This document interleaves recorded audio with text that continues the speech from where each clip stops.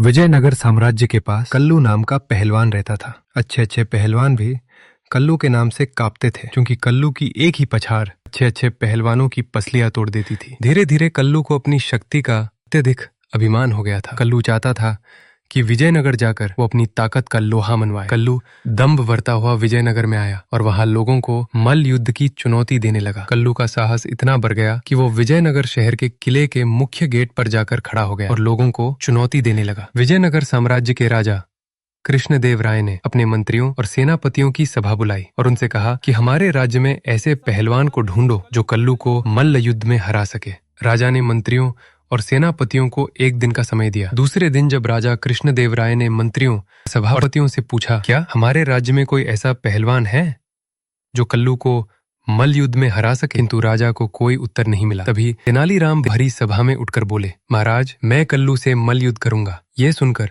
सभा में बैठे सभी मंत्रियों और राजा कृष्णदेव राय को भी हंसी आ गई। राजा कृष्णदेव राय ने तेनालीराम से पूछा, तेनालीराम, क्या तुमने कल्लू पहलवान को देखा है और क्या तुम उससे मल्ल युद्ध कर सकोगे? तभी तेनालीराम बोले, महाराज, विजयनगर साम्राज्य की शान रखने के लिए मैं कल्लू पहलवान से मल्ल युद्ध करूंगा, चाहे इसमें मेरी जान क्यों ना चली जाए। तेनालीराम की बात सुनकर राजा कृष्णदेव राय बहुत प्रसन्न हुए और उन्होंने तेनालीराम को इसकी अनुमति दे दी। अगले ही दिन से तेनालीराम शहर के बाहर स्थित भैरव के मंदिर में जाकर तंत्र साधना करने लगे। ये बात कल्लू पहलवान तक पहुंच गई। कल्लू पहलवान ने सोचा कि मैं भी चलकर देखता हूं कि तेनालीराम भैरव मंदिर में किस तरह की तंत्र साधना कर रहा है। तभी भैरव की प्रतिमा से आवाज आती है, तेनालीराम, तुम परेशान नहीं होना। मेरी कृपा से तुम इतने शक्तिशाली बन चुके हो कि तुम जिस किसी से भी लड़ाई करोगे, तुम्हारी एक ही पटकनी में उसके प्राण निकल जाएंगे। ये देखकर और सुनकर कल्लू पहलवान बहुत ज्यादा डर गया और मल्लयुद्ध के एक दिन पहले ही विजयनगर शहर छोड़कर भाग गया। दूसरे दिन जिस स्थान पर मल्ल युद्ध होना था, उस स्थान पर तेनालीराम पहुंच गए, किंतु कल्लू पहलवान नहीं आया। बहुत देर इंतजार करने के बाद भी कल्लू पहलवान के ना आने पर तेनालीराम को विजेता घोषित कर दिया गया। ये देखकर राजा कृष्णदेव राय अत्यधिक प्रसन्न हुए।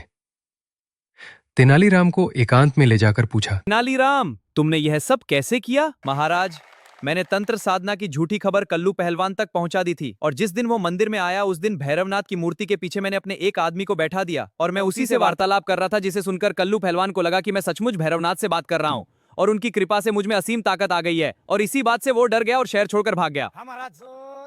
इस तरह तेनालीराम ने हमेशा की तरह विजयनगर की लाज रखी और राजा कृष्णदेव राय ने हमेशा की तरह तेनालीराम को बहुत सारा धन धान्य देकर पुरस्कृत किया।